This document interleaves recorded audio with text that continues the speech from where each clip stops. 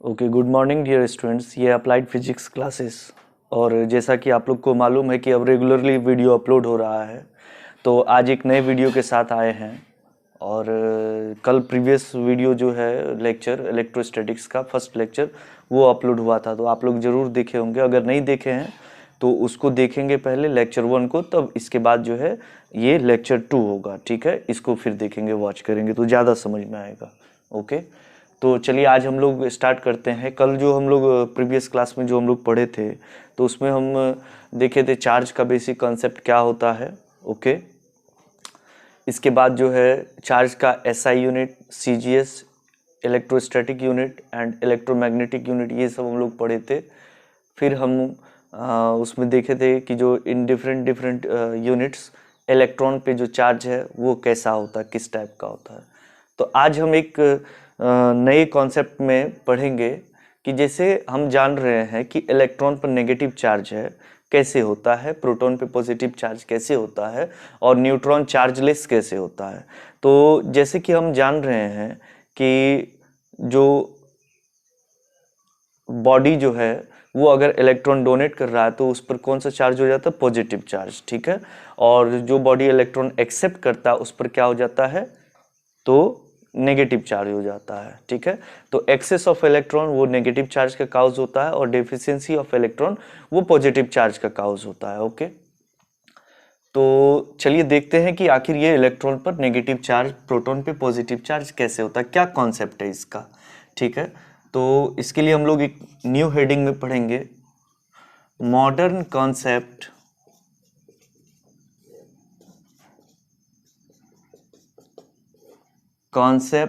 Of composition of elementary particle. ठीक है, modern concept of composition of elementary particle. तो हम जान रहे हैं एलिमेंट्री पार्टिकल क्या होता है, जिससे कोई एटम्स बना हुआ, जिससे कोई ऑब्जेक्ट बना हुआ है। एटम्स किससे, ऑब्जेक्ट किससे बना है, एटम से, और एटम्स जो है वो किससे बना है, तो एलिमेंट्री पार्टिकल जैसे इलेक्ट्रॉन, प्रोटॉन, न्यूट्रॉन से। तो उसी तरीके से एक मॉडर्न कॉन्सेप्ट है, एक थ्योरी है कि जैसे आप मानते हैं कि एटम्स जो है वो इलेक्ट्रॉन, प्रोटॉन, न्यूट्रॉन से बना है, उसी तरीके से इलेक्ट्रॉन, प्रोटॉन, न्यूट्रॉन भी किसी पार्टिकल से बना है, किसी चीज से बना है, और वो चीज होता है क्वार्क। ठीक है, तो ऐसा कंसीडर किया जाता है कि जो इलेक्ट्रॉन, प्रोटॉन और न्यूट्रॉन जो हैं ये क्वार्क के बने होते हैं। ठीक है, ऐसे तो क्वार्क 6 टाइप्स के होते हैं, बट अभी हम लोग को फिलहाल 2 टाइप्स का देखना है। ठीक है, उसी पर जो है इसका कंपोजिशन हम लोग देखेंगे। तो 2 टाइप का जो यहाँ पर हम लोग क्वार्क देखेंगे, एक है अप क्वार्क, इसको हम U से डिनोट करेंगे। ठीक है, और इस पर जो चार्ज होता है इसका वैल्यू आप याद रखेंगे +2e/3। कितना हो जाएगा, +2e/3 हो जाएगा। ओके, और एक जो डॉन क्वार्क है,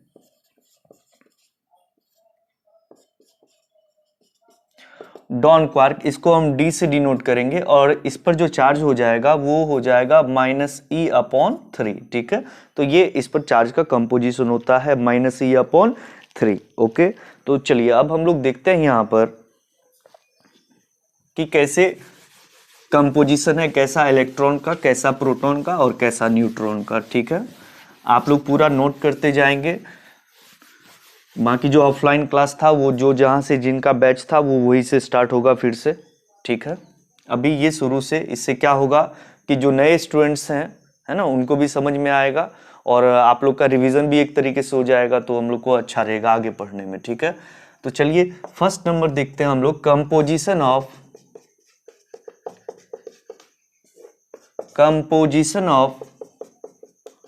इलेक्ट्रॉन। ठीक है, तो ऐसा कहा जाता है कि ये इलेक्ट्रॉन जो है ये 3 डॉन क्वार्क से मिलकर बना है। ठीक है, तो इसका कंपोजिशन कैसा होता है, 3 डॉन क्वार्क से मिलकर बना है, यानी D। तो हम लोग नेट चार्ज के लिए क्या करेंगे, इसको सम कर देंगे, क्योंकि चार्ज का नेचर कैसा होता है, एडिटिव नेचर होता है। तो क्या हो जाएगा, D+D+D, दैट इज, अब देखिए, अब D का आपने देखा है वैल्यू कितना है, -e/3 plus minus minus E/3 हो जाएगा, और यहाँ भी प्लस माइनस माइनस E/3। तो आप एलसीएम ले लेंगे 3 3 3 3, यहाँ minus E minus E minus ई, तो कितना हो जाएगा -3/3, 3 3 कैंसिल, तो ये रहा -c। ठीक है, तो therefore electron has negative charge. Electron का चार्ज कैसा हो जाएगा? नेगेटिव चार्ज हो जाएगा इलेक्ट्रॉन का। ओके, आप ये चीज ध्यान रखेंगे कि आपको एग्जाम में ऑब्जेक्टिव में पूछा जा सकता है इस टाइप से, है ना, कि जैसे इलेक्ट्रॉन का कंपोजिशन क्या है, तो उसमें आपको ऑब्जेक्टिव में ऑप्शन नंबर ये रहेगा डी डी डी, या इसका वैल्यूज फॉर्म में रहेगा -E/3 -E/3 and minus what E/3। Okay, या आपको ऑप्शन रहेगा DUD, तो इसका वैल्यूज फॉर्म में क्या रहेगा? -E/3 plus 2E/3, okay, and what that is -E/3।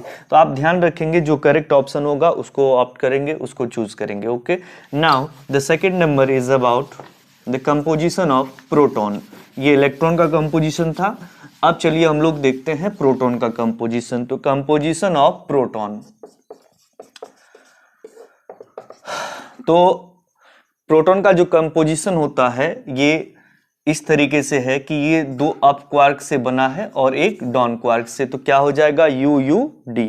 तो अब नेट चार्ज अगर हम देखेंगे तो U प्लस क्या हो जाएगा? D हो जाएगा। तो U का value plus 2E/3, again U का value plus 2E/3, plus plus plus ही हो जाएगा प्लस 2E/3, एंड D का वैल्यू कितना? -E/3, तो plus minus minus E/3। Again आप एलसीएम लेंगे 3 3 3 LCM 3 plus 2E and minus E, तो that is what plus 4E minus E plus 3 divided by 3, again 3 3 cancel, तो यहाँ पर ये रहा plus E, that means what positive charge. कौन सा चार्ज हो जाएगा यहाँ पर? पॉजिटिव चार्ज हो जाएगा। तो इस तरीके से प्रोटॉन पे जो है वो पॉजिटिव चार्ज होता है। चलिए अब नेक्स्ट देखते हैं हम लोग composition of neutron. Okay, composition of neutron. तो न्यूट्रॉन का कंपोजिशन कैसा होता है? तो न्यूट्रॉन का जो कंपोजिशन होता है वो UDD के फॉर्म में, यानी एक अप क्वार्क और 2 डाउन क्वार्क, तो UDD ये ध्यान रखना हम लोग को। तो क्या हो जाएगा? U plus D that is plus 2E/3, again plus minus minus E/3 and plus minus minus what -E/3। तो कितना हो जाएगा यहाँ पर? 3 3 का एलसीएम 3, ये रहा plus 2E minus E, that means plus 2E minus 2E 0, and 0/3 that is 0। तो देयरफॉर दिस इज चार्जलेस, तो इस पर क्या हो गया? हमारा 0 चार्ज हो गया। ठीक है, तो इस तरीके से जो न्यूट्रॉन है उस पर कोई चार्ज नहीं होता है, वो 0 चार्ज होता है। ओके, चलिए ये तो था हमारा मॉडर्न कॉन्सेप्ट कि इलेक्ट्रॉन पर कैसे पॉजिटिव चार्ज हो गया, कैसे नेगेटिव चार्ज हो गया। चलिए अब नेक्स्ट हम लोग देखते हैं। तो कल हम लोग जो है चार्ज के बारे में पढ़े थे और उसका एसआई यूनिट सब देखे थे।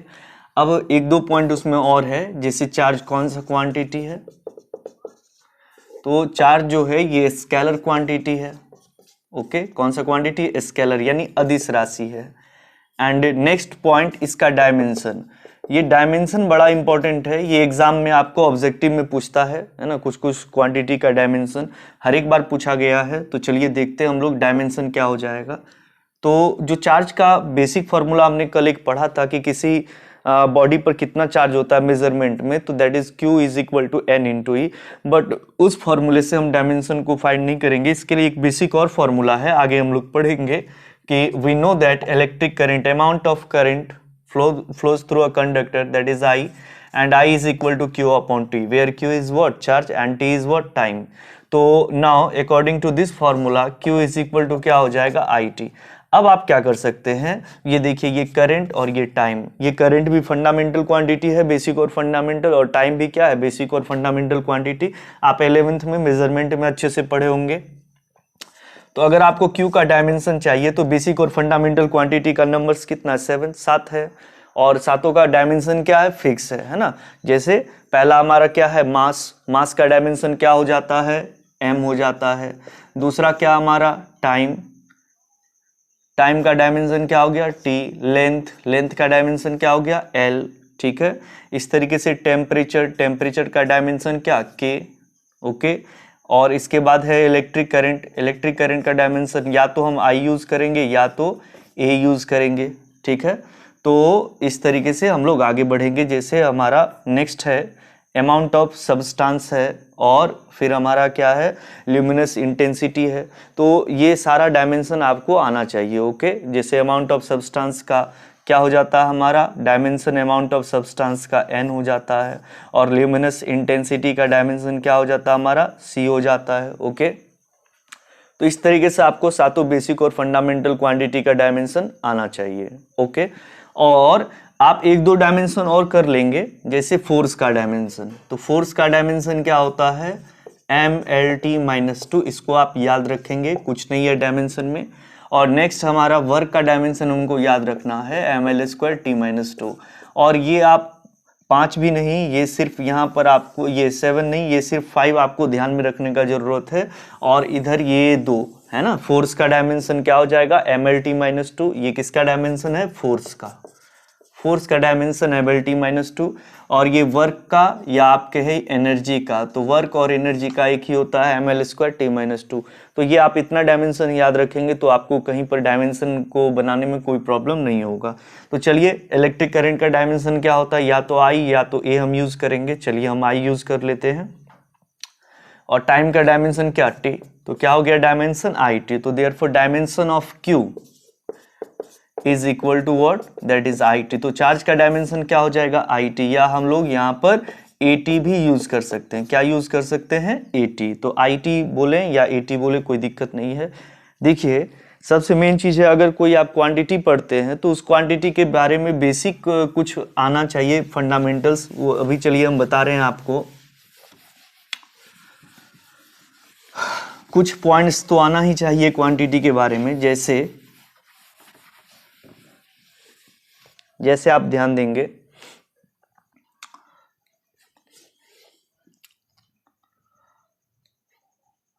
जैसे अगर हम किसी क्वांटिटी के बारे में स्टडी कर रहे हैं तो पहला पॉइंट उस क्वांटिटी का हमको डिफिनेशन आना चाहिए, ओके।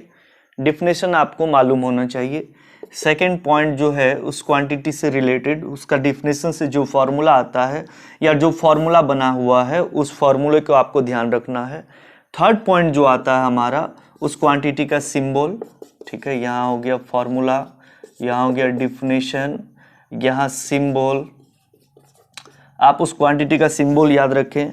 फोर्थ पॉइंट ये ध्यान रखें on the basis of director weather it is scalar और वेक्टर। ये डायरेक्शन के बेसिस पे स्केलर है या वेक्टर है, तो ये कौन सा क्वांटिटी है on the basis of direction, ठीक है। ये आपको ध्यान रखना है। और फिफ्थ नंबर आपको इसका डायमेंशन आना चाहिए। क्या आना चाहिए डायमेंशन। तो अगर आपको इतना चीज आता है तो आपको आगे कोई दिक्कत नहीं होगा। तो आप ध्यान रखें इस चीज का। जैसे हम चार्ज के बारे में पढ़े तो चार्ज का पहले हमने डिफिनेशन लिखा, फिर चार्ज का जो फॉर्मूला बेसिक था उसको हमने लिखा, फिर हम देखे उसका सिंबल कैसा होता है वो हमने देखा, फिर हमने देखा कि ये क्वांटिटी क्या है, स्केलर है या वेक्टर है, फिर इसके बाद हमने देखा कि इसका डायमेंशनल फॉर्मूला क्या होता है, ओके। डायमेंशन चार्ज का क्या होता है। तो चलिए अब हम लोग नेक्स्ट देखते हैं। तो आप क्या करेंगे कि ये जो डायमेंशन है ना, बेसिक और फंडामेंटल में 5 क्वांटिटी का आप डायमेंशन ध्यान रखेंगे, और एक फोर्स का और एक वर्क का। लगभग आपको सभी डायमेंशन उससे बन जाएगा। आगे आएगा तो हम लोग देखेंगे, ठीक है। तो मास का डायमेंशन क्या होता है m। हमेशा डायमेंशन को जो है वो बड़े ब्रैकेट में और कैपिटल लेटर में हम लोग दिखाएंगे। मास का डायमेंशन m, लेंथ का l, टाइम का t, ठीक है। इसके बाद इलेक्ट्रिक करंट का या तो हम I यूज कर सकते हैं या A, और फिर टेम्परेचर का है K, फिर वर्क का mL²T-2 and after that force का mLT-2। ध्यान रखेंगे आप लोग इसको। चलिए अब इतना पढ़ने के बाद हम लोग नेक्स्ट देखते हैं प्रॉपर्टीज ऑफ चार्ज। तो बोर्ड एग्जाम में इससे क्वेश्चन भी आ जाता है ना, राइट एनी 2 और 3 प्रॉपर्टीज ऑफ चार्ज। तो चलिए हम लोग देखते हैं प्रॉपर्टीज ऑफ चार्ज। तो प्रॉपर्टीज ऑफ चार्ज में अगर आपको लिखने की आवश्यकता हो तो आप जरूर लिख लेंगे, हम बता रहे हैं, सुनिए ध्यान देंगे आप लोग।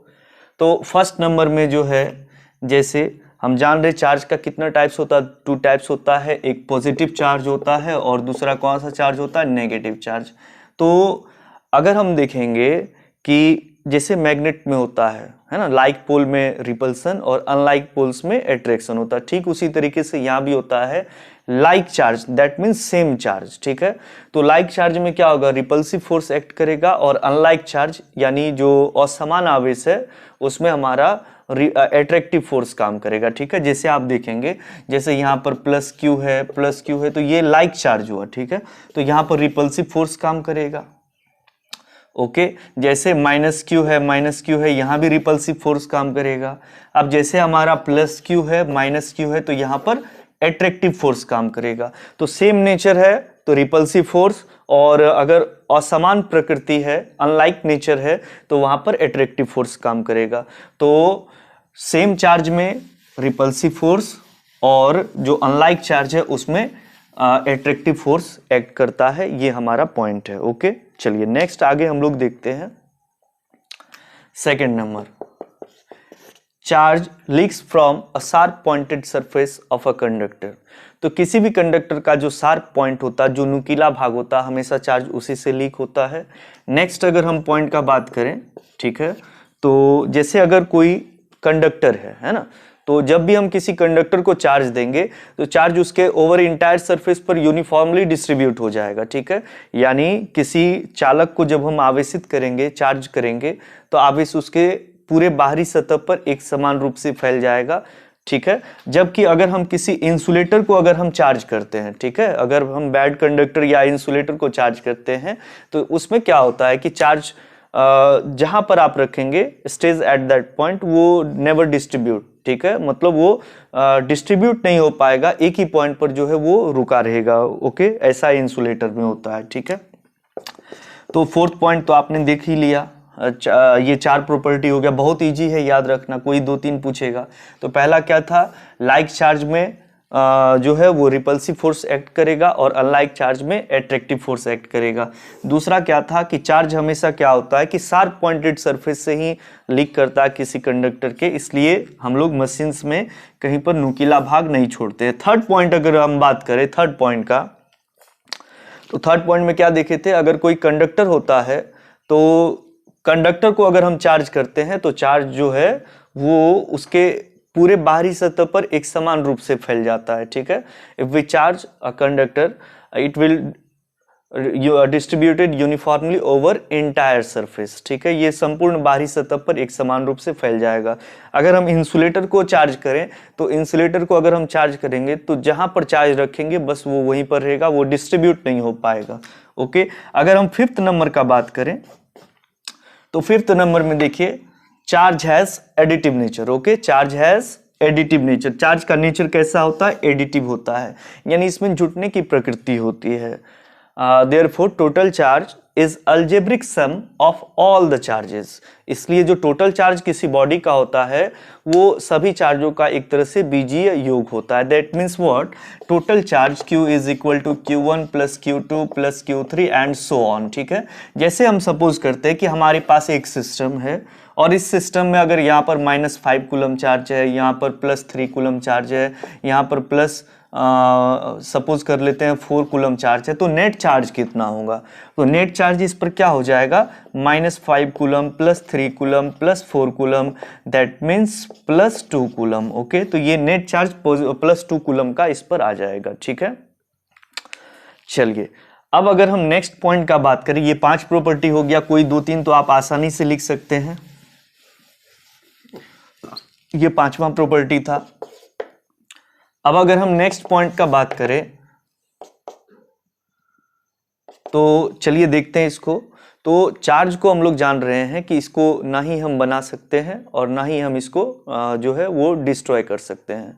तो देयरफॉर किसी बॉडी का जो टोटल चार्ज होता है वो ऑलवेज क्या होता है, कांस्टेंट और कंजर्व होता है, ठीक है।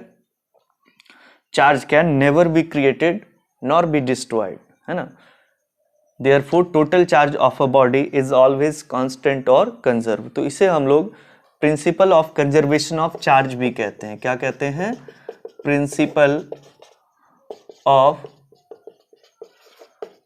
कंजर्वेशन ऑफ चार्ज, ठीक है, principle of conservation of charge भी कहते हैं। तो अगर आपको सपोज कीजिए कि क्वेश्चन में पूछ देगा कि principle of conservation of charge यानी आवेश संरक्षण का सिद्धांत क्या है, तो आप डायरेक्टली 6th नंबर को लिख सकते हैं कि चार्ज को ना तो हम उत्पन्न कर सकते हैं और ना ही इसे हम नष्ट कर सकते हैं। अतः किसी बॉडी का जो कुल चार्ज है वो हमेशा कांस्टेंट और कंजर्व यानी नियत या संरक्षित रहता है। That is called principle of conservation of charge. Now the next point is about that is quantization. कल भी हम इस पर बात किए थे कि क्वांटाइजेशन चार्ज का क्या होता है। तो क्वांटाइजेशन के लिए एक सिंपल सा है, हम बोल रहे हैं, आप लोग सुनेंगे कि किसी बॉडी पर जो है वो कितना चार्ज हो सकता है। तो इसी के संदर्भ में कहा गया है कि कोई बॉडी जो है वो इलेक्ट्रॉन का जितना चार्ज होता है उसके इंटीजरल मल्टीपल के फॉर्म में ही वो बॉडी चार्ज होल्ड कर सकता है, ठीक है, कि a body can hold a charge which is integral multiple of charge of an electron, that is called quantisation of charge. इसे ही हम लोग क्या कहते हैं, तो क्वांटाइजेशन ऑफ चार्ज यानी आवेश का क्वांटीकरण कहते हैं, ठीक है। कि इसको थोड़ा हम लोग और डिटेल में समझते हैं, आप थोड़ा ध्यान देंगे यहाँ पर, जैसे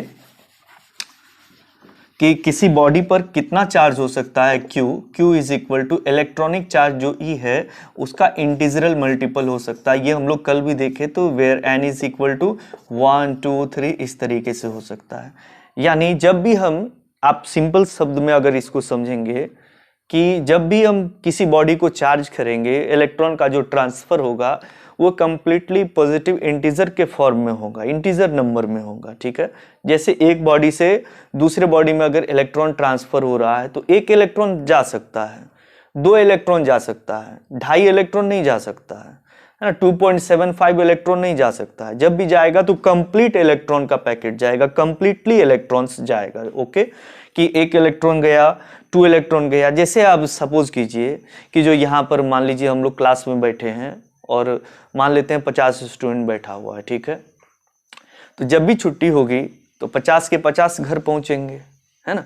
ऐसा नहीं है कि जो है 48.5 पहुंचेगा, 30.5 पहुंचेगा, 30.5 पहुंचेगा, 13.5 पहुंचेगा या 3.5 पहुंचेगा या 49.75 पहुंचेगा। तो जब भी छुट्टी होगी तो 50 के 50 स्टूडेंट घर पहुंचेंगे, ठीक है। इस तरीके का कॉन्सेप्ट है कि मतलब जो है ये फ्रैक्शन में या जो है ये डेसिमल में नहीं हो सकता है, ठीक है। हमेशा कंप्लीट फॉर्म में होगा कि 2 इलेक्ट्रॉन ट्रांसफर हो सकता है, 4 ट्रांसफर हो सकता है।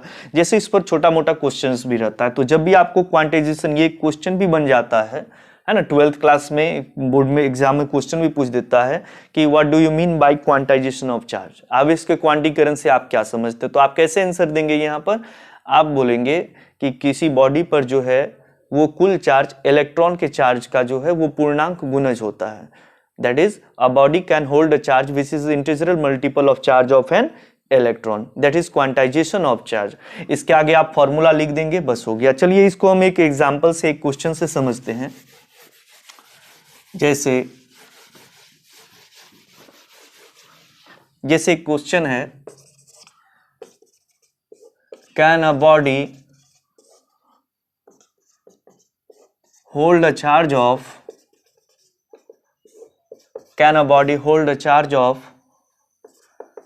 4.8 into 10 to the power -20 coulomb. यानी क्या किसी बॉडी पर जो है वो 4.8 into 10 to the power -20 coulomb का चार्ज हो सकता है।